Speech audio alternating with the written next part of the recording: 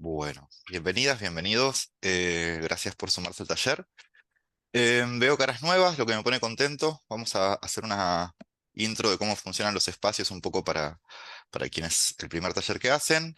La idea es poder discutir, en este caso, algunas ideas que vinculan la producción de Mark Fisher y la literatura de Philip Dick. Vamos a intentar trabajar más o menos una hora en la primera parte, desarrollando hipótesis, y nos vamos a dejar un rato después para poder intercambiar y charlar a ver cómo fueron esas lecturas. Los encuentros quedan grabados, así que quien se tenga que ir, si se tiene que ir temprano, creo que alguien me escribió hoy temprano que tal vez tenía que irse más temprano, tranquilos porque vamos a enviar el registro en los próximos días.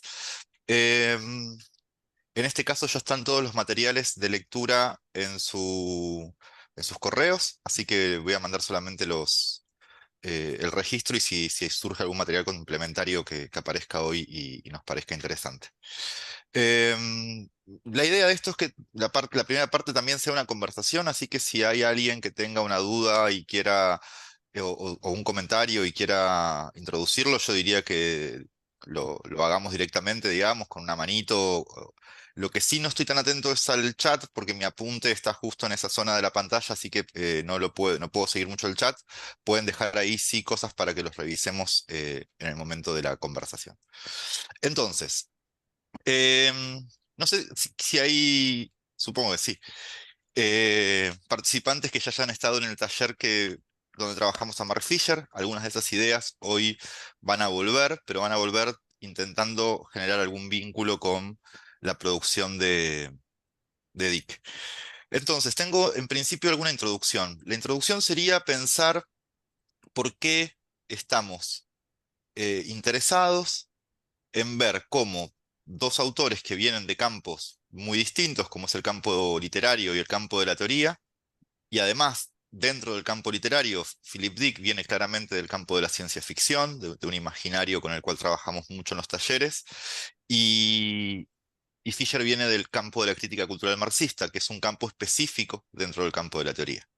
Entonces, ¿por qué nos interesa este cruce? Bueno, mi hipótesis es que desde hace un tiempo a esta parte, yo diría unos 10 años, tal vez un poco más, empezó a suceder una serie de alianzas entre los campos de la teoría muy activos y las ficciones que vienen del terror o de la ciencia ficción o del weird, ¿no? Si uno revisa, por ejemplo, a lo que se llama el realismo especulativo, donde hay una serie de autores, autoras pensando unos problemas que tienen que ver sobre todo con ontología, en muchos casos se sirven de la ciencia ficción y en particular de Lovecraft para pensar esos problemas.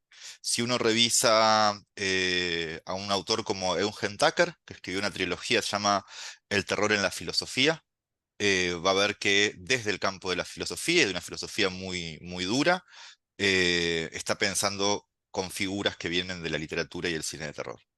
Yo creo que esta serie de alianzas, si las queremos fechar, empiezan posiblemente en Donna Haraway, en el manifiesto Cyborg de 1983-1984, donde Haraway recupera una figura que es claramente eh, fue parte del imaginario de la ciencia ficción, y a partir de esa figura empieza a derivar una serie de ideas que le van a interesar, digamos. Y a partir de ese momento, la posibilidad de que figuras de la cultura pop, de la cultura de masas, sean productivas para la teoría, digamos, va a quedar muy abierta, ¿sí? Y entonces hoy el poshumanismo eh, piensa acerca de imágenes de la ciencia ficción y del terror, y etcétera. En ese marco de alianzas podemos pensar que Fisher fue un autor especialmente preocupado por películas y ficciones literarias e incluso música que estuvieran en el campo al mismo tiempo de lo popular, pero sin resignar su complejidad, digamos, ¿no? Su riesgo formal, me gusta decir. Y entonces Dick es uno de los autores, no el único, es uno de los autores a los cuales va a volver en distintos momentos. Hay algo que Fisher propone en lo que es su primer libro y a la vez uno de los últimos publicados acá en Argentina, que es su tesis de doctorado, se llama Constructos Flatline, que de hecho es un libro que está casi enteramente dedicado a pensar el cyberpunk y dentro del cyberpunk una novela que se llama Neuromante, de William Gibson. Eh, y ahí Fisher propone por primera vez una idea que va a sostener a lo largo de sus textos, y es la idea de que hay ficciones que son intensamente teóricas. Es decir, que para sacar ideas de la ficción no hace falta interpretarlas, ¿no? La idea de que el sentido, eh, que la crítica lo que hace es extraer sentido de las obras a través de la interpretación, sino que las ficciones, ciertas ficciones para Fisher ya son intensamente teóricas. Es decir, proponen ideas con cierta complejidad, con cierta profundidad, sin necesidad de esperar una mediación interpretativa. Esto es una novedad, porque hasta ese momento el campo de la teoría había mirado el campo de la cultura como un lugar donde había objetos que, si los interpretábamos, podían darnos teoría, pero que no eran en sí mismos teóricos. Y lo que dice Fisher es cuidado, porque lo que está sucediendo en Neuromante, o en una película como Blade Runner, es que ya están sucediendo ahí ideas intensamente teóricas. Entonces, en el caso de Dick, me voy a animar a sumar a Dick a esa lista y decir que Dick es un autor intensamente teórico, que tiene ideas, estas ideas están sobre todo en sus regularidades, ahora las vamos a mencionar, a ir metiéndonos, pero que Dick es un autor con ideas profundas, intensas, en su literatura. Eso por un lado. Y por otro lado, mostrarles lo que yo creo que son los 4 puntos de mayor contacto entre Fisher y Dick. En este taller vamos a revisar dos, por una cuestión de tiempo, digamos, pero creo que hay otros dos que son muy productivos. En principio, el concepto de Fisher que se llama fragilidad ontológica, o que él menciona como fragilidad ontológica, y que tiene que ver con estos mundos débiles, ¿no? Que aparecen mucho en Dick, la idea de un mundo debajo de otro, ¿no? Al cual accedemos a un segundo mundo, como si fuera la teoría de la caverna de Platón, la alegoría de la caverna de Platón, la idea de que estamos enfrentando una realidad, pero en realidad esa realidad es una realidad simulada, producida, artificial, de la cual podemos retirarnos con estrategias diversas y acceder a una otra realidad, ¿sí? Que sería una realidad verdadera, y a veces el problema de lo verdadero y lo falso en Dick es bastante complejo, eso lo vamos a ir viendo, digamos. El segundo punto de contacto son las alteraciones temporales, ¿sí? Que en Fisher se localizan en un concepto que es lo espeluznante, la idea de que el viaje en el futuro supone una forma del tiempo completamente realizado, que trae con ella la sensación de lo espeluznante, lo vamos a ver la semana que viene esto, ¿no? Eh, en tercer lugar, la- las preguntas que trae la tecnología, sobre todo las tecnologías que imitan lo humano, ¿no? Podemos pensar, para ser más concretos, en los Nexus 6, ¿no? Estos androides que aparecen en Sueñan los androides con ovejas eléctricas, donde hay una pregunta muy ambigua en relación a si esa forma de existencia se puede subordinar a los intereses del humano. Es una pregunta dickiana, pero es también una pregunta fisheriana, ¿no? Llegan a esa zona de preguntas un poco a conclusiones similares. Y es una cuarta zona que tiene que ver con la supervivencia del pasado en el presente a través de la figura del fantasma o de lo espectral, para ser menos góticos, que en Fisher toma el nombre de jauntología y que en Dick va a aparecer de distintas maneras. Algo de eso vamos a ver ya hoy, si quieren. ¿Sí? ¿Estamos bien? ¿Hasta acá? Mm. Para quienes hayan recorrido un poquito a Mark Fisher, saben que es el autor de un concepto que trajo un montón de discusiones en el último tiempo, que es el del realismo capitalista, ¿sí? Y entonces una pregunta interesante para hacernos es, ¿por qué alguien que acuña el concepto de realismo capitalista está a su vez interesado por géneros como la ciencia ficción y el terror, ¿no? ¿De qué tipo de realismo está hablando Fisher cuando dice realismo capitalista? ¿Dónde está el realismo del realismo capitalista? Esa sería una pregunta. Entonces vamos a volver ahí, vamos a proponer una definición muy, muy breve que diría que el realismo capitalista se trata de un horizonte político donde el capitalismo abarca la totalidad de lo pensable o de lo imaginable. No hay imaginación política por fuera del capital. ¿No? Resumido en esa frase de Zizek o Jameson, según quien se le atribuya, digamos, que es más fácil imaginar el fin del mundo que el fin del capitalismo. ¿Bien? Esa frase condensa muy bien la idea del realismo capitalista, y entonces la pregunta es, ¿de qué realismo hablamos cuando hablamos de realismo en Fisher? ¿Sí?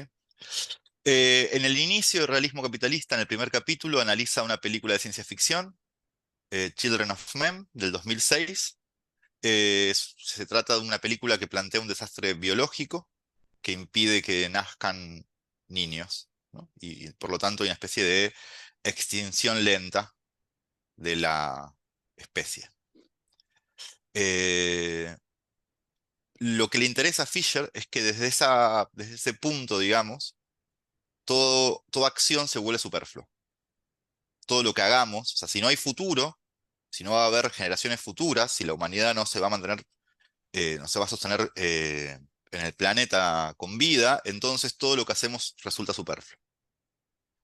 Y, y Fisher cree que la pregunta que se esconde debajo de esa imagen de la ficción es cuánto tiempo puede sobrevivir una cultura sin el aporte de lo nuevo. Lo nuevo en términos sociales, en términos culturales, en términos económicos incluso. ¿No? Ahí o sea, podemos pensar como una especie de teoría derivada de esto que la idea de progreso heredada por nosotros de la modernidad está acostumbrada a pensar el progreso como una especie de continuos shocks de novedades que permiten avanzar. Si la novedad no está, eso se corta esa sensación de progreso, y por lo tanto la pregunta es cuánto tiempo puede sobrevivir la especie sin novedad.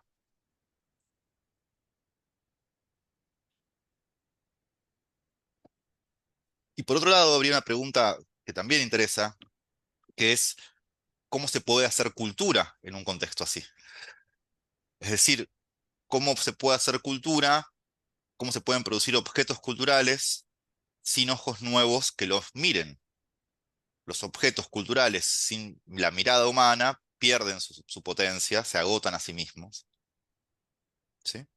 Y ahí, y acá lo vamos a desarrollar más adelante, pero ahí aparece una especie de síntoma de la situación, que es la cultura retro, ¿no? La cultura vintage. La idea de que si no hay ojos nuevos para que miren el objeto nuevo, entonces hay ojos viejos que miran objetos viejos, ¿sí?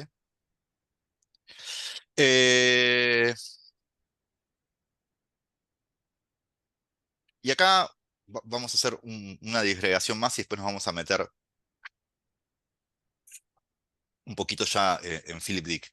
Pero me interesa la idea de que para Fisher el poder del realismo capitalista deriva, al menos parcialmente, de la forma en la que el capitalismo subsume todas las historias previas de la especie, ¿no? Entonces ahí tenemos la imagen del Museo Británico, donde hay una multitud de objetos que han sido extraídos de su contexto histórico y reensamblados para su exhibición.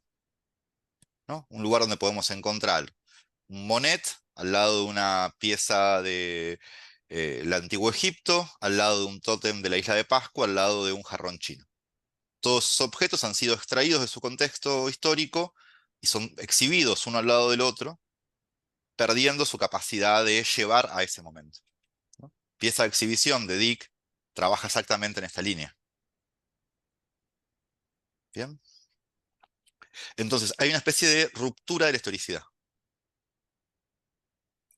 Y ahí Fisher es muy inteligente y dice, bueno, Fukuyama, ¿no? Ideólogo del neoliberalismo, decretó el fin de la historia, que puede no tener validez política, pero sí puede tener funcionamiento dentro de nuestro inconsciente político, ¿sí? O sea, que no sea cierto en términos económicos, históricos, no quiere decir que no sea un clima de época, ¿sí? Y entonces hay que ver cómo se acomodan estas dos situaciones. Eh, entonces, vamos a traer un teórico que es un teórico que está muy cerca de Mark Fisher y que de hecho es uno de los que me parece que Fisher, que tiene para mí dos grandes padres, uno es Zizek y el otro es Jameson, es de ellos de quienes aprende a pensar la politicidad de los objetos de la cultura de masa, ¿no? Tanto Jameson como Zizek son dos autores que están preocupados por el cine, que están preocupados por la literatura, que están preocupados por las formas de arte pop, ¿no? Y están buscando interrogantes políticos históricos ahí.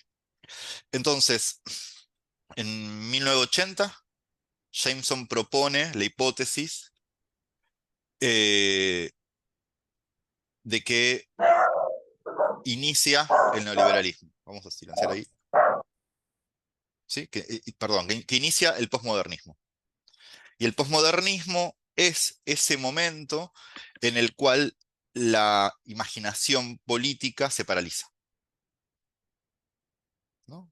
La frase, digamos, que se suele tomar para fechar esto es el no hay alternativa de Margaret Thatcher, ¿no? Margaret Thatcher propone que no hay ninguna alternativa al neoliberalismo y que por lo tanto, bueno, hace juego, digamos, con el fin de la historia de Fukuyama, ¿no? E inicia lo que podemos pensar como etapa postmoderna. Los antagonismos sociales entre clases, de momento eh, siguen funcionando, pero bajo una especie de manto de invisibilidad, ¿sí? Bien. eh, ¿Cuáles serían las diferencias entre el posmodernismo y el realismo capitalista? ¿No? Bueno, en principio, la primera, digamos, es que el posmodernismo supone una relación directa con el modernismo, es decir, con ese momento del modernismo que tuvo lugar en la primera mitad del siglo XX, digamos, y con toda una especie de potencial revolucionario en términos artísticos, si se quiere también políticos, ¿sí? Y que el realismo capitalista ya no va a tener, digamos, va a haber roto relación con ese momento. Y eso se engancha con la segunda característica, que es que el realismo capitalista sirve para pensar a una generación entera que nació después de la caída del muro de Berlín. Es decir, que nació ya en un mundo sin bipolaridad. Y cómo percibe el mundo, la historia, la política, esa generación.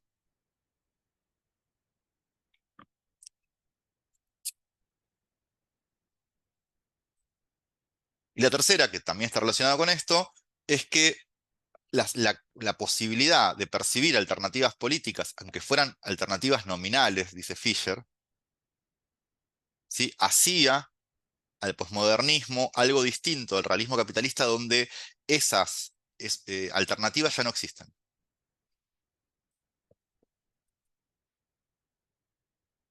Por ejemplo, en la huelga de los mineros ingleses de 1984-1985, existía la posibilidad, existía la fuerza social que decía que esas minas debían quedar abiertas y bajo control del Estado. Hoy, la sensación es que dejarlas minas abiertas y bajo control del Estado es económicamente imposible. Entonces aparece una especie de realismo económico, ¿no?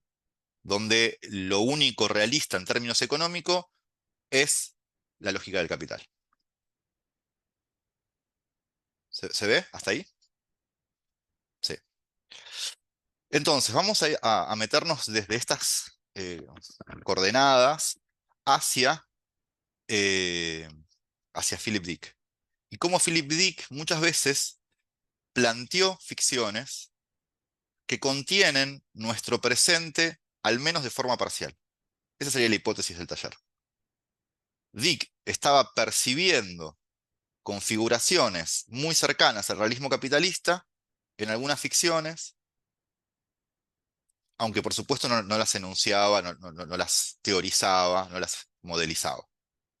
Entonces, podemos recordarlo por usted, es un cuento del año 66. Hay algo para decir en relación a Philip Dick, que es que Philip Dick era un obrero de la literatura.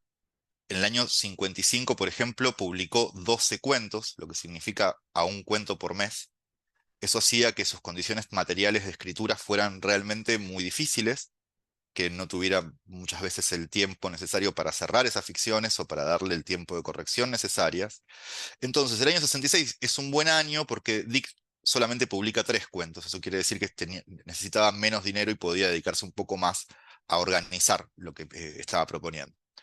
Esta es una ficción sobre recuerdos implantados.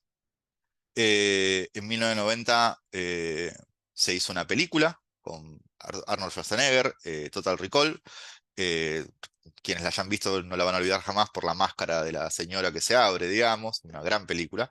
Y acá, o sea, hay algunos momentos donde las tramas de la peli y las tramas eh, del cuento se van. De hecho, hace unos días me contaron una anécdota. Creo que esta película se la ofrecieron a Cronenberg, y cuando Cronenberg les entregó el guión a los productores, le dijeron, pero no hay ninguna diferencia con el cuento. Y lo que dijo Cronenberg es, no, que a mí me parece perfecto el cuento, no quiero cambiar nada. Y entonces los productores dijeron, no, necesitamos otra cosa, y lo despidieron y llamaron a eh, Paul Verhoeven. Sí, que es un gran director igual, lo queremos mucho, pero que se toma algunas libertades. Y entonces, el argumento podríamos resumirlo más o menos así. Douglas Quayle desea una memoria falsa que corresponde a un viaje que realmente hizo. Y desea que el viaje suceda por una razón falsa que fue la verdadera razón del viaje, que sí hizo. Y frente a este lío, digamos, la empresa se encuentra en un dilema técnico, porque si le implanta un recuerdo falso sobre una cosa que realmente hizo, podría recordar el verdadero viaje. Y la especie de confusión, cortocircuito, podría producir una especie de intervalo psicótico. ¿Sí? Entonces se vería obligado a retener dos sujetos opuestos en su mente y hacerlo simultáneamente, que fue a Marte y que no fue, ¿no? Que es auténtico agente de Interplan y que no lo es. O sea, la paradoja que encuentra Dick es fantástica, ¿no? O sea, la idea de que hay dos sujetos en pugna en la misma. O sea, es un freudiano por momentos, Dick, muy, muy bueno. Entonces, el relato además reúne una serie de obsesiones de Dick que quiero enumerarles porque son cosas que si ustedes o sea, no los conozco, entonces no sé si ya leyeron a Dick y llegan acá por Dick y no por Fisher, o si leyeron a Fisher y llegan acá por Fisher y no por Dick, o si llegan por los dos, pero en todo caso la obra de Dick es muy recomendable, y entre las obsesiones que este cuento tiene, pero que van a encontrar en muchas otras ficciones de Dick, están las colonias en otros planetas. Es uno de los tópicos a los cuales Dick va a volver una y otra vez. El mal matrimonio, que es un evento biográfico de Dick. Para quienes no leyeron la biografía de Carrer, se las recomiendo, no tanto a Carrer, pero sí la biografía. Y el mal matrimonio es una experiencia real que está trasladada a un montón de ficciones. La corporación, antes de ser un tópico del cyberpunk, es un tópico de Philip Dick. ¿no? La corporación incluso con más poder que los estados nacionales. Los estados nacionales, tanto en el Cyberpunk como en Dick, no suelen ser agentes tan importantes como lo son las empresas o las mega empresas. Y los recuerdos falsos que devienen identidades falsas. Todo eso está en otros lugares de Dick y acá también. Perdón, Juan, tengo Sí, un comentario. Hay una biografía muy buena también de Pablo Capana sí, sobre Philip Dick, también recomendable. sí. Gracias, Fernando. Sabes que yo tengo una contradicción. Yo lo quiero mucho a Pablo Capana, pero yo creo que Capana, que para quienes no conocen, es un académico argentino o italiano, pero radicado en Argentina hace mucho tiempo, que fue uno de los primeros en hacer ingresar la ciencia ficción al ámbito de la academia, digamos, y que ha servido muchísimo para sostener un campo que hasta hace unos años no era el campo de producción que soy. Pero Pablo Capana es católico y tuvo un momento cristiano hacia el final, en una especie de brote, digamos. Y entonces yo creo que a veces por momentos la biografía de Capana toma o sea, agiganta los rasgos cristianos en la obra de Dick que yo no veo tan claramente. Entonces yo les diría que si van a la biografía de Capana, que es realmente muy buena, tengan en cuenta este sesgo de lectura porque si no hay cosas que no se entienden, digamos. Eh, pero está muy bien la recomendación y de hecho hay un libro se llama Ciencia Ficción y Mercado. Hay una historia de ciencia ficción de Capana que es realmente brillante y que sí les recomiendo. Entonces, este relato está dentro de un universo donde solo los funcionarios de gobierno y los militares tienen permitido viajar a Marte,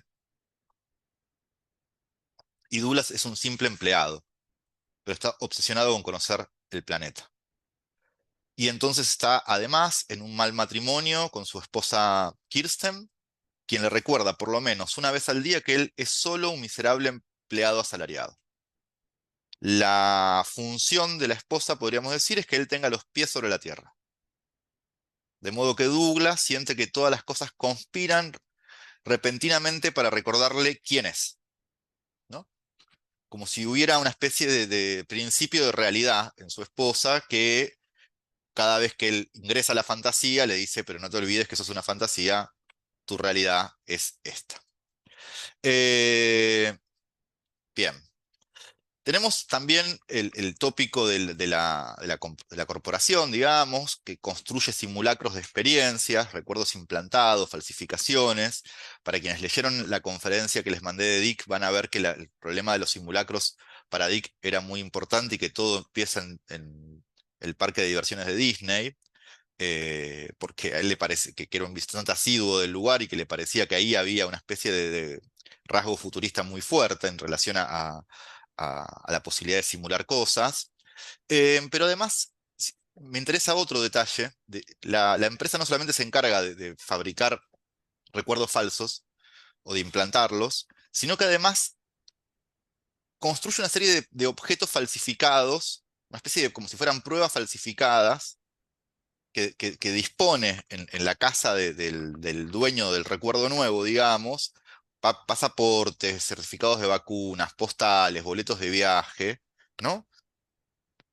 Y este es otro de los tópicos de Dick, donde las reliquias falsas o los objetos falsificados suelen ser muy importantes. Desde El hombre en el castillo en adelante hay un montón de ficciones donde los objetos son el punto, digamos, el campo donde se decide la realidad de una u otra de las posibilidades que el protagonista tiene enfrente.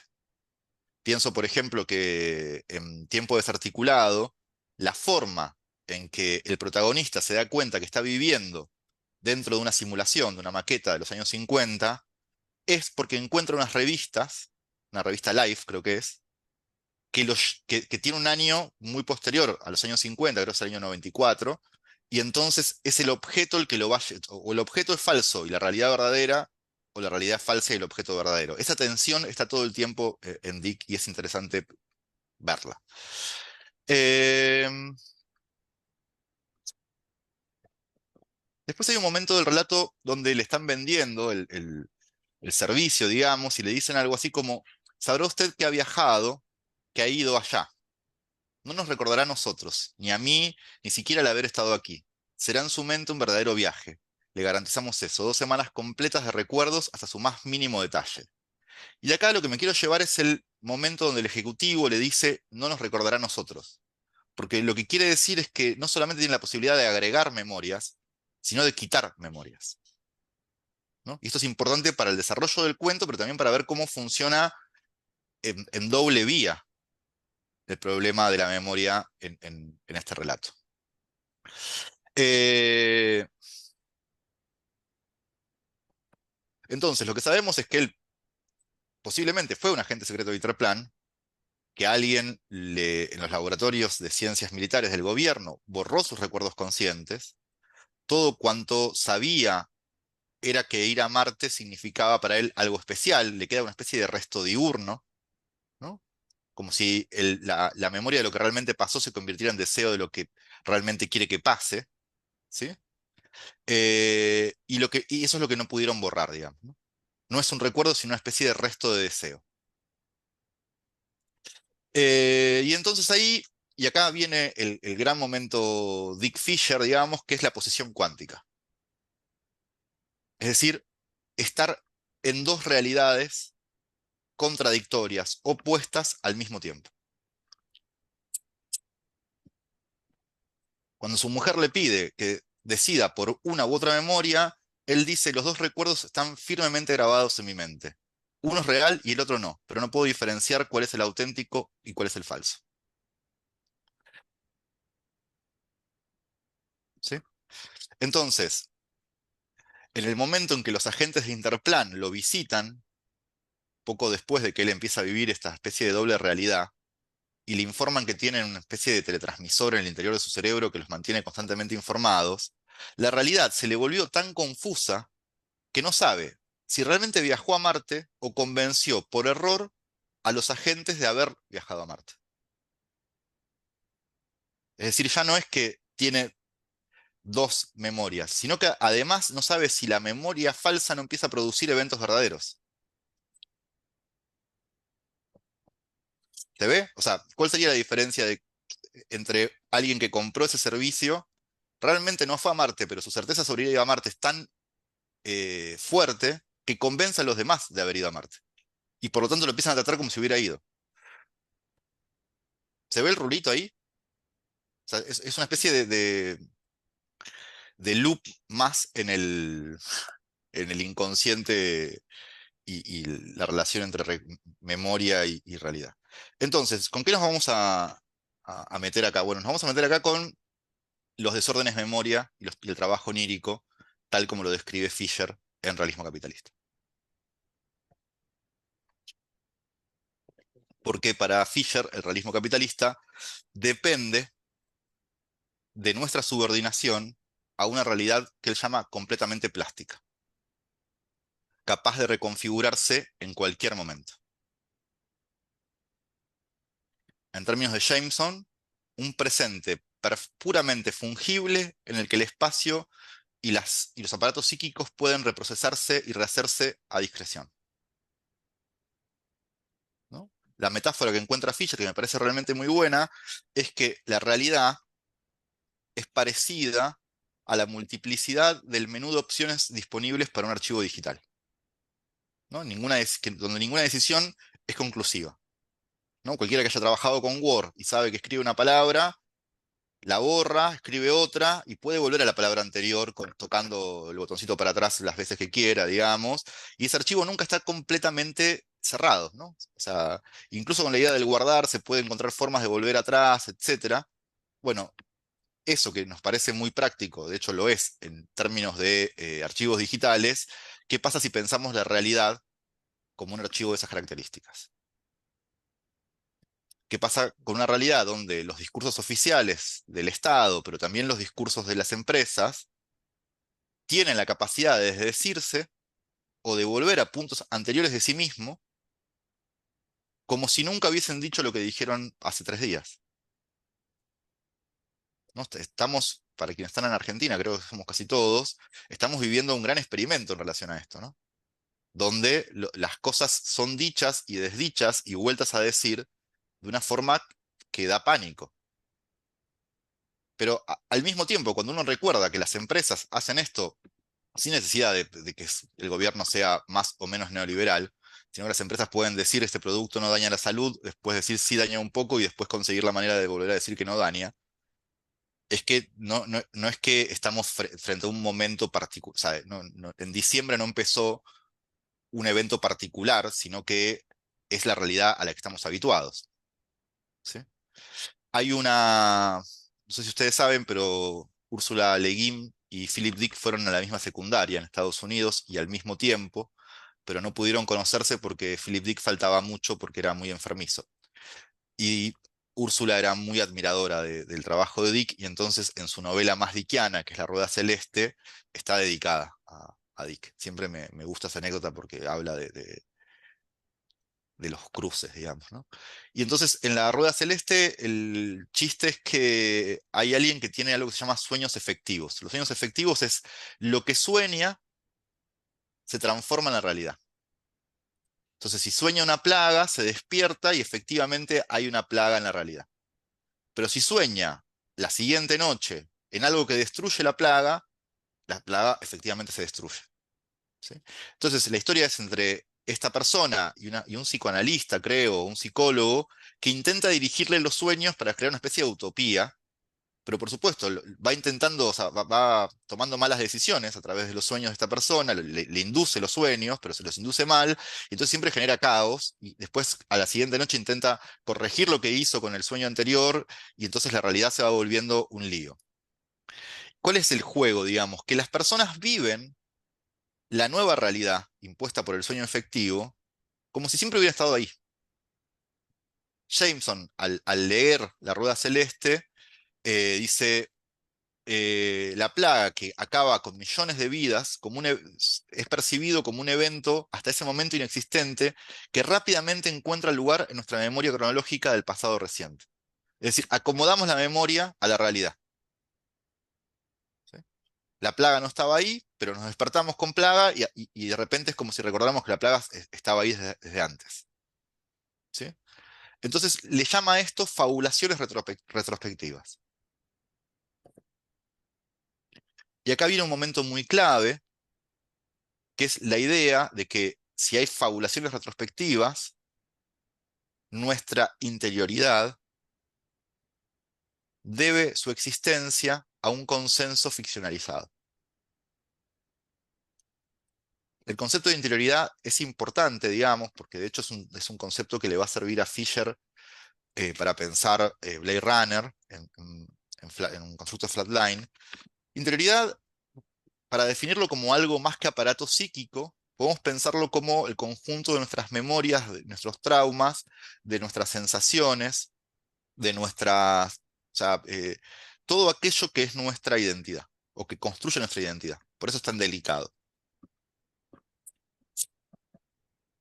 Entonces, en la medida que nuestra interioridad, un pilar básico de quiénes somos, es una construcción y se construye con consensos ficcionalizados, tenemos que pensar que eso que parece ser lo más verdadero es en realidad algo completamente artefactual, algo artificialmente construido, ¿sí?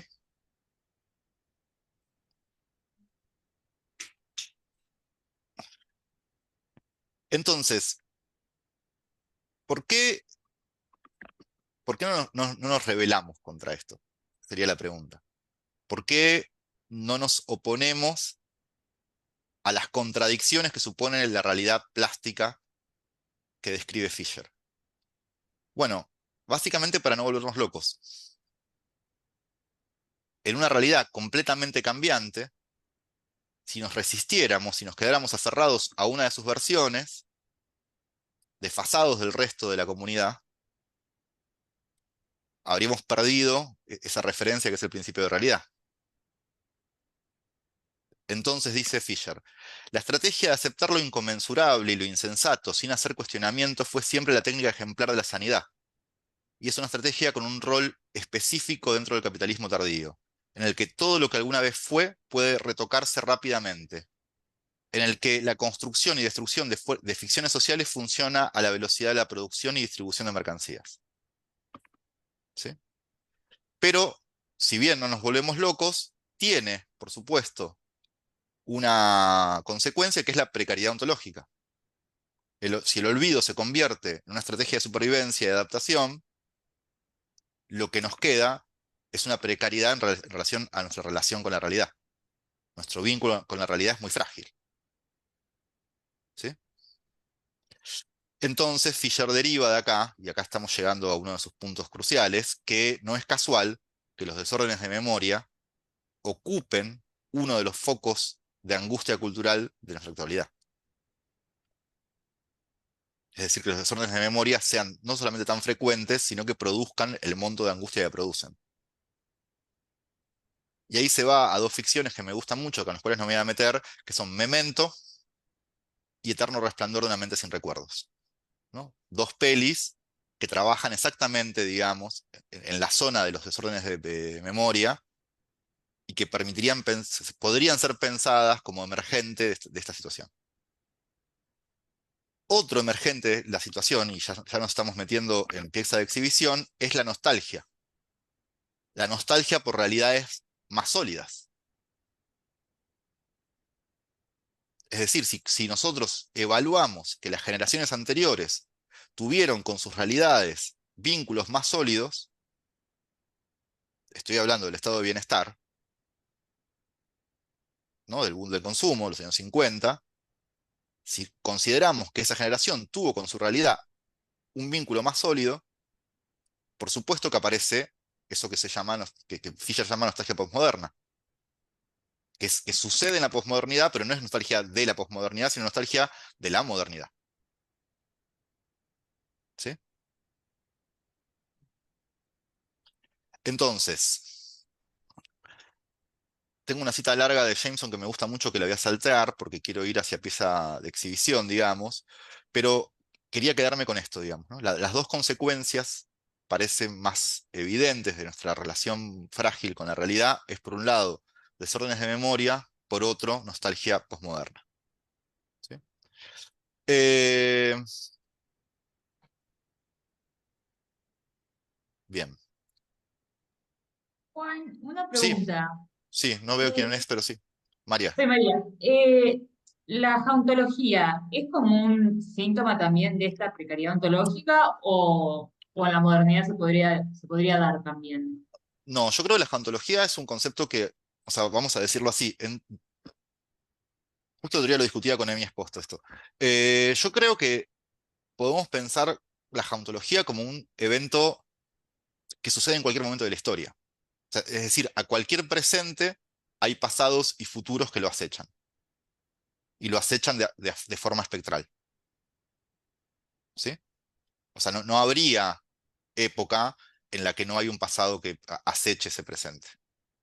Lo que sí aparece con más fuerza, digamos, es que en la medida que se introduce la historicidad como percepción, es decir, la idea de que el futuro puede ser radicalmente distinto al presente y de que el pasado fue radicalmente distinto al presente, la jauntología tiene mucho más fuerza, ¿no? Entonces, me parece que la jauntología no está inmediatamente derivada. Ahora bien, un contexto de nostalgia cultural como el que vivimos supone una intensidad jauntológica mucho mayor.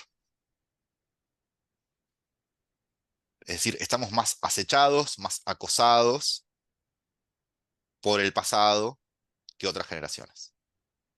Y de algún modo la inversa también se cumple. Estamos menos acechados por el futuro, estamos menos, o por lo menos por futuros deseables, ¿no? Ahí Patricia va tal vez a silenciar a su perro. Ahí está. Bueno, entonces, estamos bien, vamos a meternos un poquito con pieza de exhibición. Eh,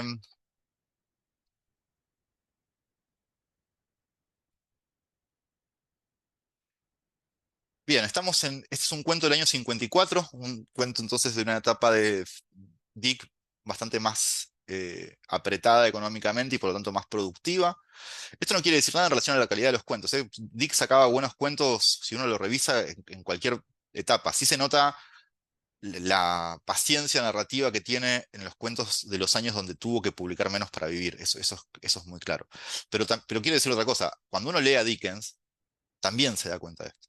Si uno lee el Dickens del principio, digamos, que es el Dickens que publicaba para vivir y que sacaba un capítulo por semana, no es el mismo que el Dickens de tiempos difíciles, digamos. Los escritores en general están atravesados por sus condiciones materiales.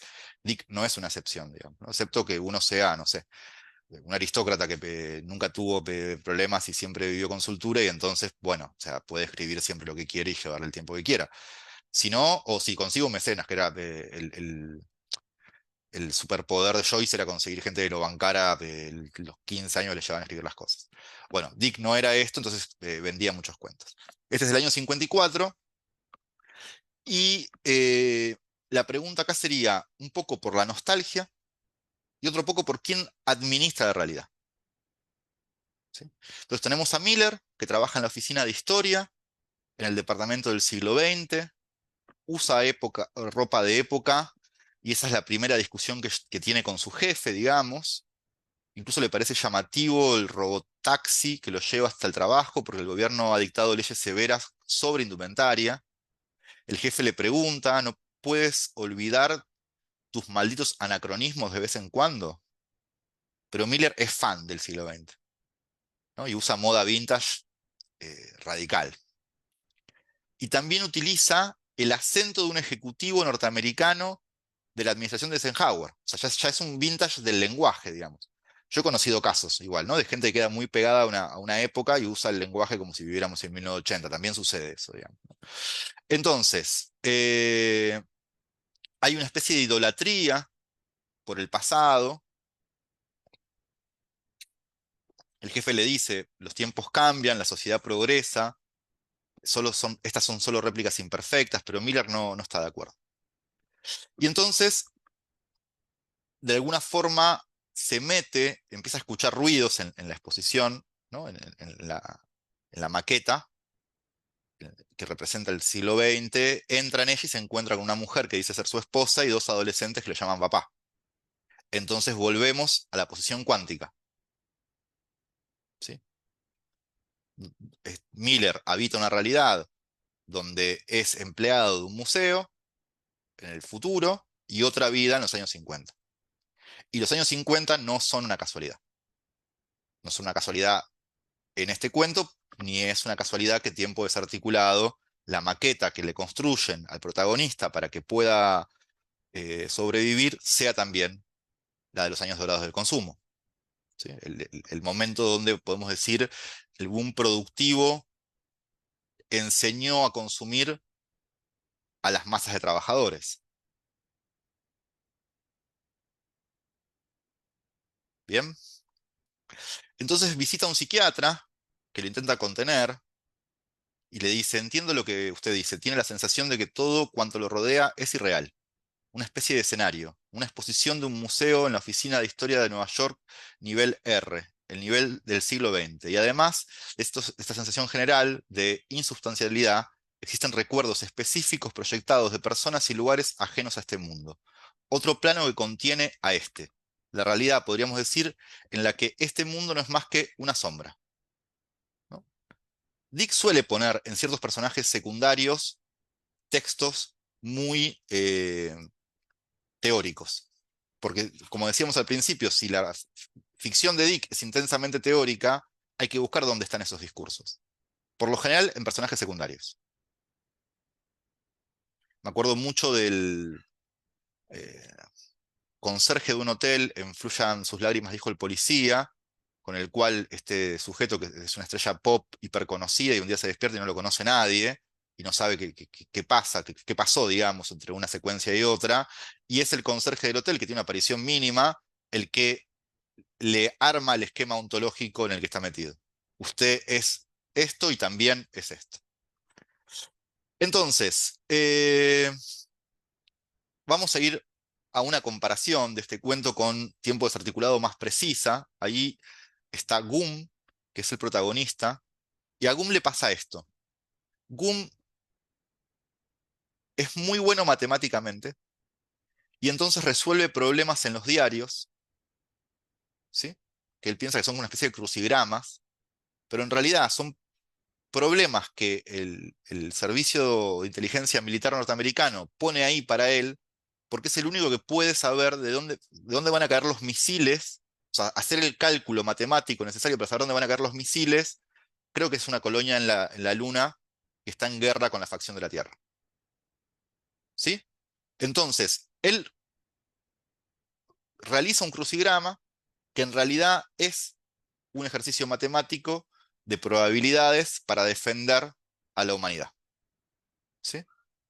Entonces, uno piensa que lo tienen ahí engañado, lo tienen en la maqueta de los años 50, atrapado contra su voluntad, y en un momento nos damos cuenta que en realidad él fue el que, viviendo muy mal la presión de que la especie dependa de él,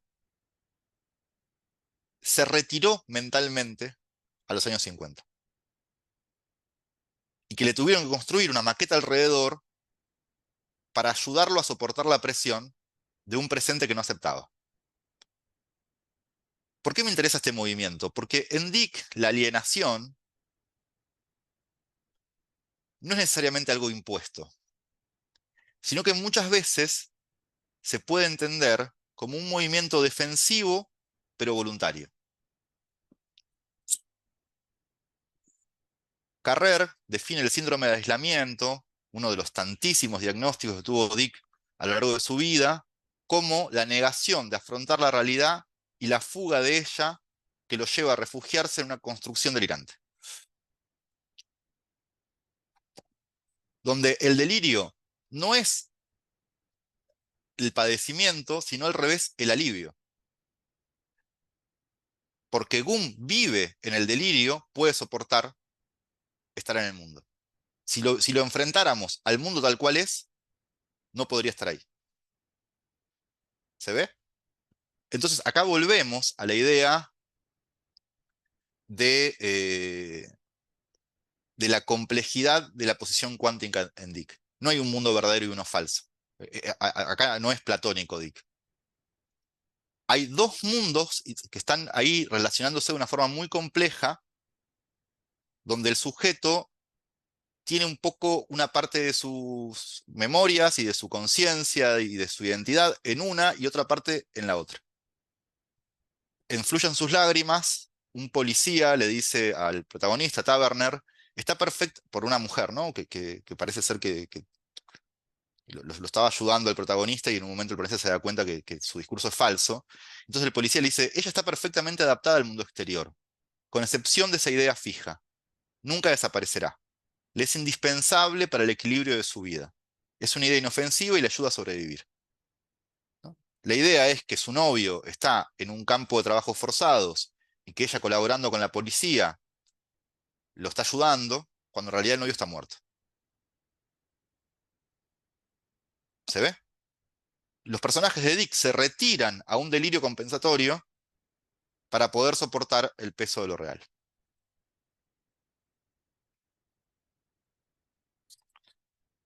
Y acá voy a ir rápido a Dick, perdón, rápido a Fisher, que cita a una psicoanalista que se llama Alenka Supansik, que me gusta mucho, y ella dice, el principio de realidad no es una especie de vía natural para el conocimiento relacionado con las maneras de darse de las cosas. El principio de realidad está mediado ideológicamente él mismo. Hasta podría decirse que constituye la forma mayúscula de la ideología, al ser la ideología que se presenta como puro hecho empírico o biológico o económico, como una pura necesidad que tendemos a percibir, justamente como no ideológica. Entonces, esta idea de que el principio de realidad, que es una referencia para todos nosotros, y que si yo dijera que mi buzo es negro, me dirían, Juan, hacete ver, ¿sí? Hacete ver por el oculista o hacete ver por un psiquiatra, pero algo está fallando en tu percepción. No es que vamos a expulsar el principio de realidad de nuestra conversación, pero lo vamos a empezar a mirar de una forma con más sospecha. Porque lo cierto es que el principio de realidad está mediado ideológicamente. Y entonces una cosa es la percepción de los sentidos y otra cosa es la percepción de la realidad social del capital, donde ahí se vuelve mucho más espurio la mediación ideológica. ¿Sí? Entonces,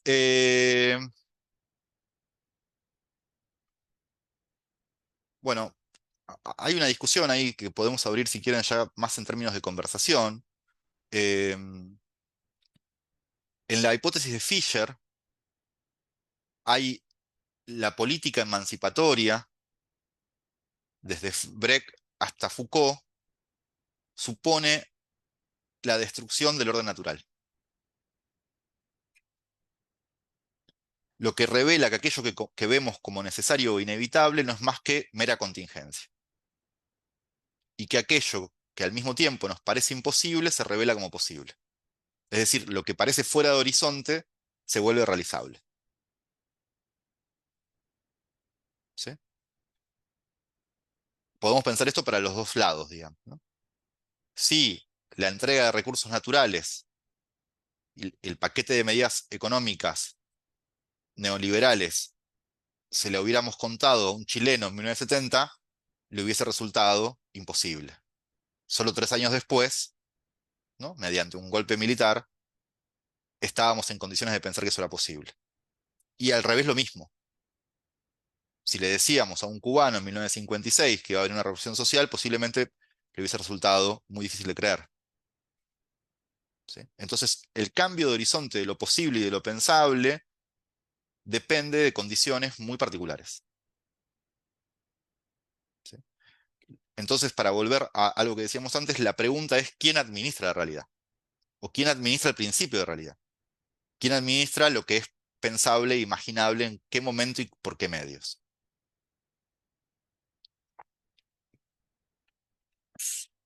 Y acá voy a pensar, digamos, en una de las aporías que propone el libro de Fisher que me gusta mucho, que es la aporía de la salud mental, ¿sí? Porque lo que dice es que el capitalismo sigue tratando la salud mental como si fuera un evento individual y privado, cuando en realidad es social y colectivo, ¿sí? Y entonces ahí nuestras percepciones, pero también nuestras emociones asociadas a esas percepciones, los colapsos anímicos, el insomnio, los desórdenes de memoria, trastornos de ansiedad, etcétera, que vivimos como si fueran problemas individuales, ¿no?, que Dick en su propia vida vivió como problema individual, adquieren otra resonancia cuando es pensado desde acá. ¿Sí? Bien, les propongo que empecemos a charlar y en todo caso, si después tengo un ratito, les comento alguna cosa más. La parte de charlar es comentarios, preguntas.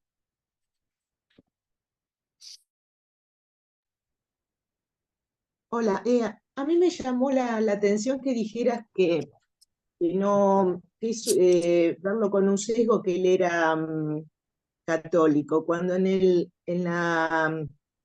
la conferencia está todo el tiempo hablando de la Biblia y Mm, del diablo y de las distintas tentaciones o formas de ver que proponía el diablo y que quizás solamente estamos en el año 50 antes de Cristo. Entonces, cuando dijiste que es muy sesgado verlo como que es católico, me pareció, no sé, me llamó la atención. claro, porque Dick tiene un evento, yo no me acuerdo ahora el año. Dick tiene un evento donde una chica le toca el timbre, no me acuerdo exactamente para qué, y él, cuando le abre la puerta, ve que tiene un colgante y en el colgante hay un pez es el símbolo de los cristianos primitivos. Y a él le aparece una especie de epifanía donde cree que el mundo en el que vive en realidad es una especie de simulación sobre el año 50 después de Cristo y Después. donde todavía estamos viviendo bajo el Imperio Romano que ha encontrado una forma para detener el avance del cristianismo que es como implantar este mundo sobre. Pero eso es parte del brote de Dick. O sea, yo soy partidario de no romantizar las, los delirios de Dick, porque una cosa es su literatura, que son ficciones perfectamente estructuradas y que no, donde él no está pensando que el mundo es como estos cuentos, sino que está postulando ficciones. Y después hay un momento de su vida donde él perdió referencia y donde empezaron a introducirse discursos que tienen más que ver con exactamente con su padecimiento, digamos. Y es un momento donde además se aferra mucho a la fe porque le sirve como manera de soportar, pero que yo no lo pensaría, digamos, como el lugar desde el cual escribe. ¿Sí? O Claro, sea, esta conferencia la tomás como que ya estaba mal, entonces por eso claro, no se podía en base a esto sacar conclusiones de su religiosidad, digamos. Está no, o bien. sea, a la cual por supuesto que no digo que no haya existido, ¿eh? O sea, existió y fue importante para él y durante muchos años trabajó de forma muy brillante con ideas asociadas al cristianismo. El Dick que empieza a escribir no está asociado todavía a eso y tiene mucha producción fuera de eso, pero es parte de su biografía, parte de su identidad, diría yo. María.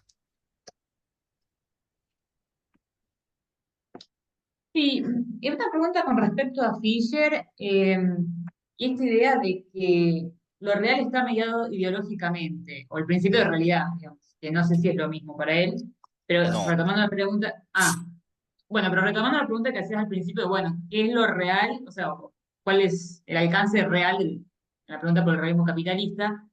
mm, O sea, no es lo mismo para él el principio de realidad que la realidad. no. O No, sea, no. ahí diferenciaría tres cosas, digamos. La realidad, lo real y el principio de realidad. Lo real en términos lacanianos. De hecho, Fisher tiene un pasaje que dice, lo real es aquello que el poder quiere sustraer, ¿no? Que es una especie de politización de la posición lacaniana de lo real es inaccesible, lo real es la muerte, ¿no? La realidad sería el funcionamiento. Bueno, ahí según dónde nos metamos, digamos, si pensamos el realismo, la realidad en relación a cómo el arte la representa, es una estética, digamos, pensamos el realismo como estética y derivamos problemas de ahí, si pensamos el realismo en términos filosóficos, vos lo conocés, digamos, hay toda una corriente en relación a cómo se relaciona el lenguaje con los objetos, y después está la realidad en términos de como construcción social o como no construcción social, como procesos materiales o como no procesos materiales, etcétera, digamos. Yo pensaría a Fisher como alguien que está intentando mostrar que el principio de realidad, que es una tercera cosa, que es lo que consensuamos socialmente entre todos, que funciona como algo a no discutir, una especie de irreductible social, sí está mediado ideológicamente. Y a mí me gusta más esa posición porque yo no soy un constructivista social. O sea, a mí no me interesa la idea de que la realidad está completamente construida. Ni siquiera la realidad social está completamente construida en mis términos, digamos, pero sí el principio de realidad, sí el modo en la que percibimos la realidad. Esa diferencia me parece que te permite sostener la realidad como un evento más o menos objetivo, pero el principio de realidad como un objeto muy mediado ideológicamente. Ah, bien. Ok, esa era mi duda, porque está bien. Gracias. Sí. Fernando. Yo me quedé pensando bueno, en el principio de la realidad y esta salida que decías que muchas veces se encuentra Dick en la alienación, ¿no? Como algo, como un punto de fuga, digamos, y cómo por ahí pueden recordar por usted, la salida es como el delirio dentro del delirio, cuando le quieren implantar, no me acuerdo cómo es el final, pero donde resulta que si él se muere, la humanidad desaparece porque él por este encuentro que tuvo con los extraterrestres y me parece magnífico. O sea, es como pensar en un juego de mamushkas donde la realidad, no sé cuál de todas esas realidades es la real, entre comillas. Quizás ninguna. Sí, ahí me interesa, o sea, es importante esto que decís porque voy a tomar como modelo El hombre en el castillo. En El hombre en el castillo vivimos un momento histórico donde parte de Estados Unidos está administrado por Japón y parte de Estados Unidos está administrado por Alemania porque el eje ganó la guerra. Los aliados perdieron la guerra. ¿Sí? Y entonces, dentro de esa realidad, hay un autor que escribe un libro sobre cómo sería el mundo si los aliados hubieran ganado la guerra. Y entonces ahí uno tendría a pensar que el libro que escribe ese autor tiene que ser nuestro mundo. Pero después, cuando empezamos a darnos cuenta de cómo está construido ese mundo, no es exactamente nuestro mundo, sino un tercer mundo. Es decir, está nuestro mundo, está el mundo que crea Dick, y dentro del mundo que crea Dick hay alguien que crea un tercer mundo, que no es igual al nuestro, sino que tiene leves variaciones. Entonces, esta idea, digamos, de que en algún punto no se puede acceder a lo real, sino que siempre hay que mediarlo por ficciones, pero el problema es que dentro de las ficciones hay otras ficciones, y que, por lo tanto, hay ficciones más subversivas que otras, vamos a decirlo así. Es lo que nos interesa recuperar de Dick. ¿Sí? Pues, en términos de, lo voy a citar, igual capaz que lo estoy destruyendo, pero espero que no. Mi amigo Facu Nahuel Martín, que en algún momento se encargaba de charlar conmigo de estas cosas, decía, hay un punto donde la alienación es necesaria. Es decir, la idea de que vamos a salir en algún momento de la alienación es imposible. ¿Y por qué? Porque es imposible que sostengamos la producción de alimentos y la producción de vestimenta y la producción de casas para todas las personas que somos en el mundo sin división social del trabajo y sin esta complejidad de la división social del trabajo. Y una de las consecuencias necesarias de esta división social del trabajo es que no podés ver la teoría social. Es decir, siempre estás alienado. El problema es cómo, o sea, cómo se piensa dentro de esa alienación. No tanto el problema, no es la alienación en sí misma como evento, que es un derivado de la complejidad social, sino cómo es vivida esa alienación. No habría una fuera de la alienación, porque no habría una fuera de la complejidad que requiere lo social en este momento, el lazo social para poder reproducirnos, ¿no? Para poder seguir viviendo como especie.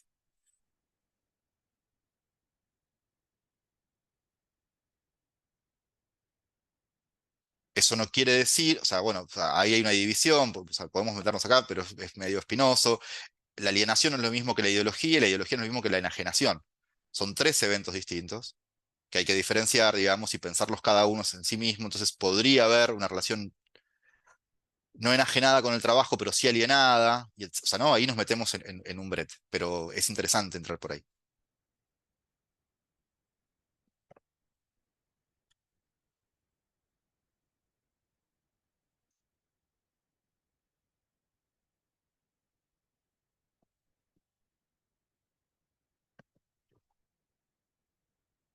Hay un videíto que circulaba, perdón, ahí voy, Fabián, porque me acordé, hay un videíto que circulaba por internet donde Zizek es muy bueno en esto, un poco está trayendo las ideas del sublime objeto de la ideología, donde él dice, la idea que tenemos de una mirada no ideológica del mundo es alguien que se saca los anteojos y ve la realidad. Dice, para mí el movimiento es inverso. Es ponerse los anteojos, es salir de la ideología, es decir, mediarla a través de ciertas percepciones, digamos. Porque en lo inmediato, o sea, en el gesto de sacarnos los anteojos y ver la realidad en lo inmediato, lo que nos encontramos es justamente con lo ideológico. Hay que usar una herramienta para salir de la ideología. Fabián. Sí. Yo cuando leí el primer cuento me gustó muchísimo el del museo y es más, cuando lo estaba leyendo digo, esto es la teoría de Fisher hecha ficción. Y sobre todo lo de los prendedores, que no sé si está en el capítulo 7 o en el 6 de Realismo, pero eso me llamó mucho la atención. Y lo otro que me llamó mucho la atención es cómo describe un mundo que se parece muy al actual, digamos, le llama mucho la atención el césped, hace mucho calor, se visten con túnicas, donde está superpoblado el mundo, digamos. Y lo que decía María antes, lo de la ontología, digamos, esta construcción de que no hay otro futuro posible, digamos, los dos cuentos son fugas, uno a la nostalgia, el otro al deseo, pero digo, que no hay un futuro posible, es como que la fuga es inevitable, me parece, ¿no? Sí, me gusta eso que capturaste, porque si uno revisa, los dos personajes principales de los dos cuentos están incómodos. O sea, lo primero que pasa es que están incómodos con su vida, con el presente. Después uno fuga hacia algo que supone que nunca tuvo, que es el viaje a Marte, y otro fuga hacia el pasado, que es algo que no tuvo, pero por razones inversas, digamos. Pero los dos arrancan de una incomodidad. ¿no? Y podríamos pensar ese resto de incomodidad como algo eh, que nos afecta a todos, digamos, ¿no? Todos tenemos un compromiso libidinal con el capital, menos los lunes a la mañana cuando tenemos que levantarnos a trabajar, ¿no? Esa incomodidad de los lunes a la mañana es, me parece, como el resto del cual parte Dick para después desplegar la ficción. Pero no, no habría, digamos, fuga si no hay lunes a la mañana y obligación de ir a trabajar. Entonces, hay algo ahí que me parece que se lleva muy bien. Y después en relación a lo que decías de que hay cuentos de Dick que parecen casi modelizaciones de hipótesis de Fisher, eso es impresionante si no fuera porque Fisher es un gran lector de Dick. Es decir, no hay una coincidencia en el sentido de dos autores que sin conocerse, no sé, Piaget y Vygotsky, digamos, no se conocían entre ellos y estaban pensando cosas muy parecidas y entonces llegaron a conclusiones más o menos similares. No, acá no estamos hablando de Fisher, que es un lector de Dick, y con las herramientas que le da lo intensamente teórico en Dick, después va al campo de la teoría y organiza esto de una forma muy particular. Eh, o sea, vamos a decirlo así, si Reynolds para producir el concepto de retromanía se valió o no de la lectura de Dick, bueno, se lo podemos preguntar a Reynolds un día, digamos, pero lo interesante es que eso ya estaba en el mundo. La idea de que había gente que tenía que fugar hacia el estado de bienestar para poder sostenerse ya estaba circulando en los cuentos de Dick como una hipótesis muy fuerte. Porque de hecho decíamos que este cuento no es el único donde alguien se tiene que ir a ese momento del mundo con una relación más sólida con la realidad para poder sostenerse. Fernando. Que leyendo por ahí la ficción de Dick en clave de realismo capitalista y de teoría, esta fuga hacia adentro es uno de los principios del aceleracionismo. Digo, de no pensar la solución la alternativa del capitalismo en algo externo, sino desde dentro del propio sistema y del colapso por sus propias contradicciones, ¿no? Eh, Sí, Me parece. yo ahí me metería en algo que de hecho tenía el apunte preparado, pero a mí hay algo de Fisher que siempre me gustó, digamos, que es que su posición aceleracionista es aceleracionista, yo digo, del deseo. En el sentido de que el capital produce formas del deseo que no puede contener. Y que digamos que tirando de los hilos de ese deseo producido por el propio capital, es como nos encontramos con fisuras posibles para salir de donde estamos, ¿no? Fisher siempre da el ejemplo de la contracultura. La contracultura pudo ser casi completamente subsumida por el mercado, ¿no? La música rock se convirtió en discos que después van a ser la vestimenta, la moda, bueno, toda una serie de cosas que era la contracultura que fueron casi completamente subsumidas a la lógica de capital. Pero la crítica al dispositivo familia de la contracultura fue el único evento contra el cual no pudo más que luchar el capital porque no lo podía subsumir, no lo podía retransformar en una mercancía que fuera eh, mercantilizable. Entonces, hay algo de justamente cómo el capital produce, por supuesto, objetos que después traducen mercancías, y ese es su superpoder, digamos, ¿no? Pero hay un resto, y cada vez soy más pesimista en relación a esto, el resto es realmente muy chico, pero hay un resto que no puede recapturar.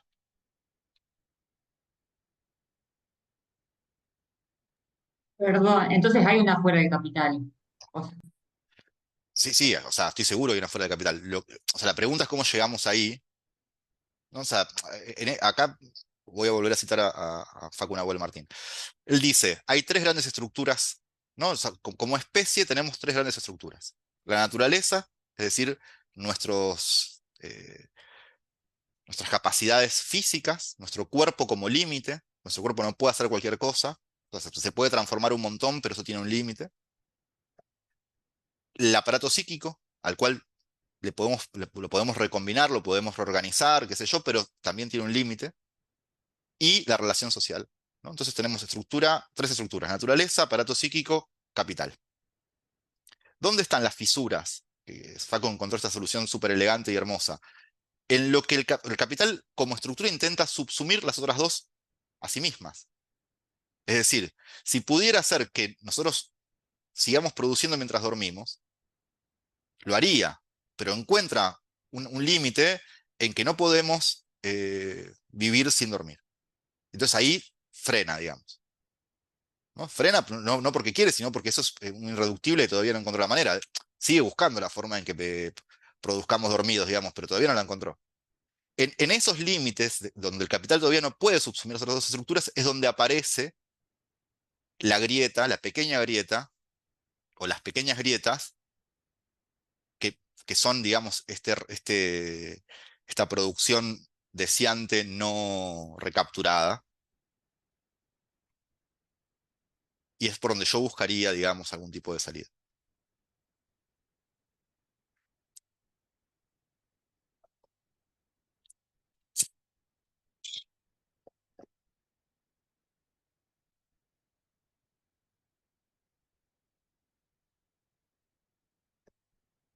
¿Más preguntas, comentarios, dudas?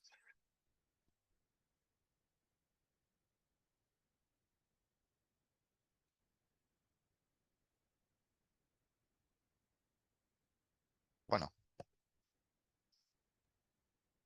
No, se me ocurrió una similitud entre la película de Eterno Resplandor y el cuento de, de los sueños, de la implantación de pensamientos, ¿no? Y parece que no hubiera posibilidad de implantar o de borrar cosas a las cuales uno está destinado. Por ejemplo, qué sé yo, en el eterno resplandor, a enamorarse de la misma persona, o en el tema del que quiere viajar a Marte, ya lo quiso hacer, se lo borró y lo quiere hacer, y le dicen, bueno, está bien, te lo borro esto porque esto no lo podés saber. Bueno, entonces que busquen en mi mayor deseo. Y el mayor deseo justamente era que no lo borren, no lo maten. Entonces, como nada que ver, ¿no? Con todo lo que se habló de ideología, pero es como que hay un no poder ir contra lo que está destinado en este cuento y en esta película.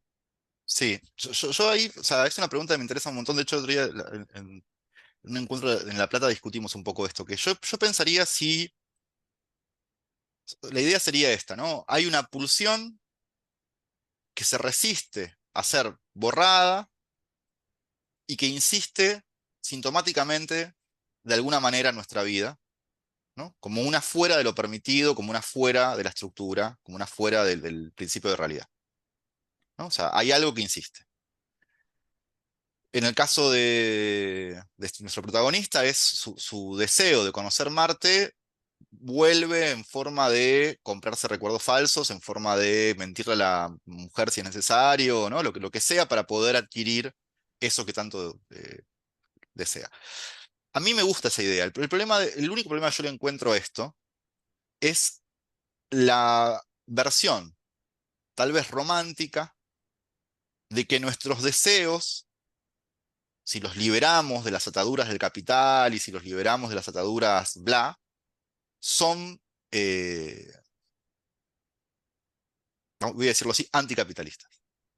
Es decir, que en su versión original el deseo es anticapitalista, pero lo que hace el capitalismo es pervertirlo. Hay un momento muy bueno en el Antiedipo, donde se habla de las masas que desearon el fascismo, y ahí Deleuze Guattari, ¿no? Dicen, la perversión del deseo gregario. Hay que explicar esta perversión del deseo gregario, ¿no? ¿Recuerdan ese fragmento? Digamos, Deleuze está diciendo, está retomando a Reich, está diciendo no hay que explicar el fascismo como un evento donde las masas fueron engañadas, sino hay que explicar el fascismo desde el deseo. ¿Por qué las masas desearon el fascismo?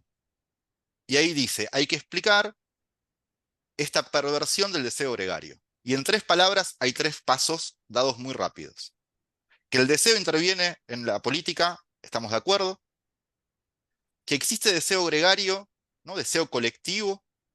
Si estamos dispuestos a asumir que existe inconsciente colectivo, también estamos de acuerdo. O no, más mediado, pero podemos acompañar. Ahora, la idea de perversión, es decir, que el deseo para ponerlo, de no haber sido pervertido, el deseo gregario es lo contrario del fascismo, ahí yo no sé si puedo acompañar. Que suponer que hay una especie de deseo puro que no responde, o que responde a lógicas, voy a decirlo así rápido, copadas. ¿No? Si no estuviésemos atrapados en la estructura de capital seríamos todos buenísimos. No lo sé. Me tienta, pero no sé si puedo llegar a suscribir esa Que idea. el hombre es bueno por naturaleza, digamos. Claro, hay algo de eso ahí rondando, ¿no? Que no estoy seguro que esto sea exactamente así. Pero es un tema que podemos charlar un montón, porque de hecho no sé si estoy de acuerdo conmigo mismo. Marina. Hola. Sí, me quedé pensando en esto que decías que como que el capital lo absorbe todo y me resulta muy interesante cómo Dick se plantea con tanta anticipación cuestiones, por ahí no saliéndome un poco de estos cuentos, ¿no? Pero cuestiones filosóficas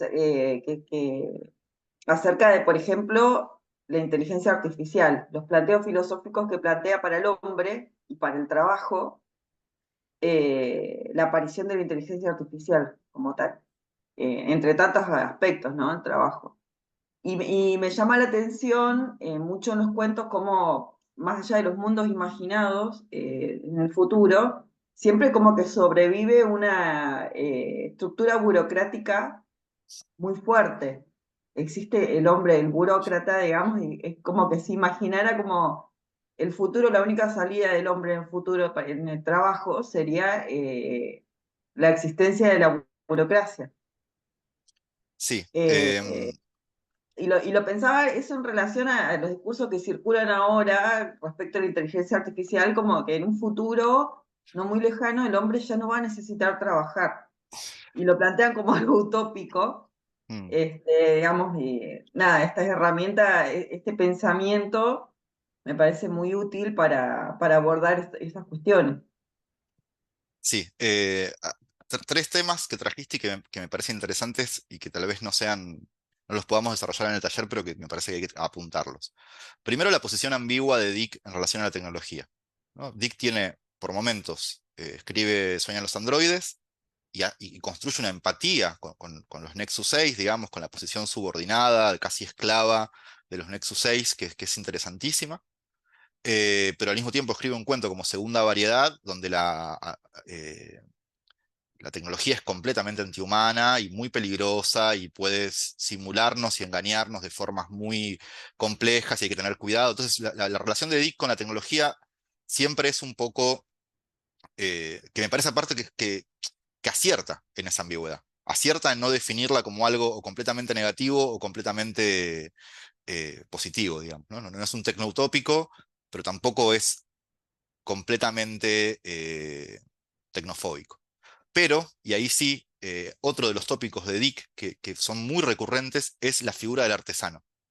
En muchas de sus novelas y de sus cuentos, los artesanos son los protagonistas y los héroes. Y ahí yo creo que es el rasgo romántico de Dick pasa porque ve en el artesano un momento precapital.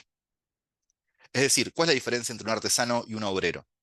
El obrero no está en conocimiento de el proceso total del trabajo que requiere construir la mercancía.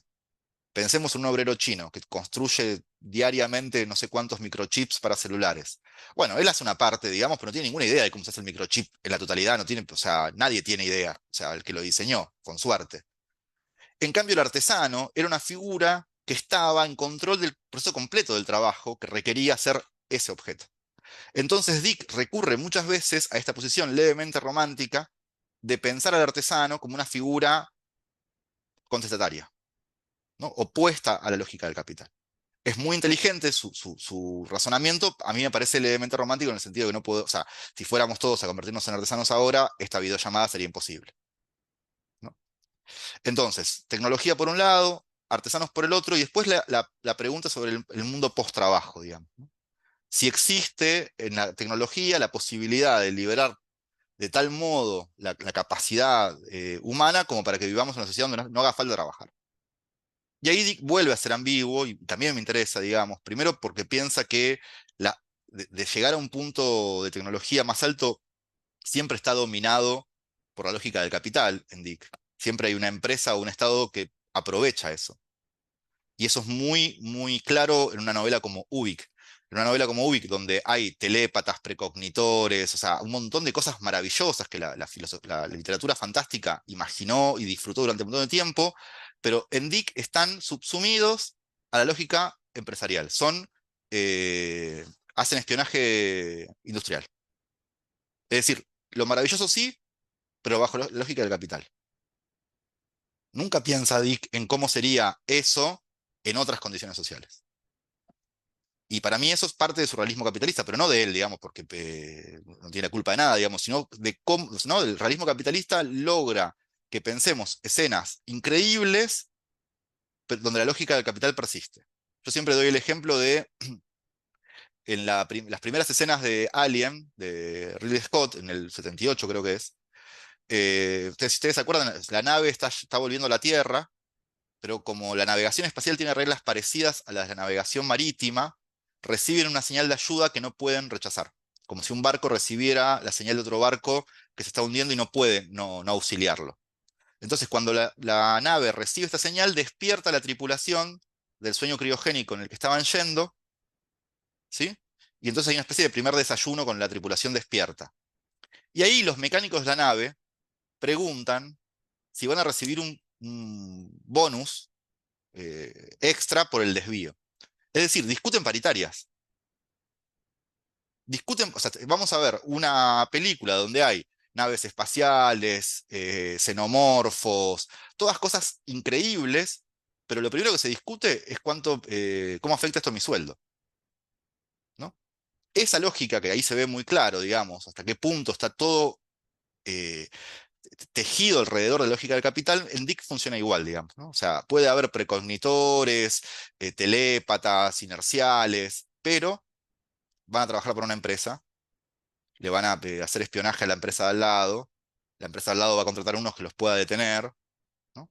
Y ahí me parece que es un poco el límite de la imaginación de la ciencia ficción, de, bueno, yo puedo imaginar muchas cosas en el futuro, lo que no puedo imaginar es una relación social distinta, ¿no? Tampoco es que yo le estoy pidiendo a la ciencia ficción, por supuesto, Dios me libre, digamos, ¿no? No le pido a ciencia ficción que imagine lo que la política no puede imaginar.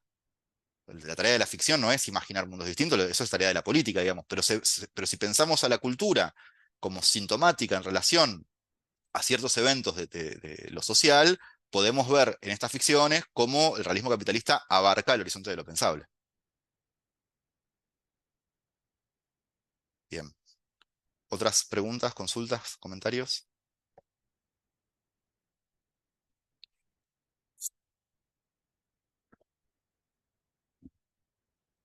Bueno, en unos días, tal vez mañana o pasado, voy a mandar el registro para que puedan revisar algún nombre si se perdieron, alguna referencia.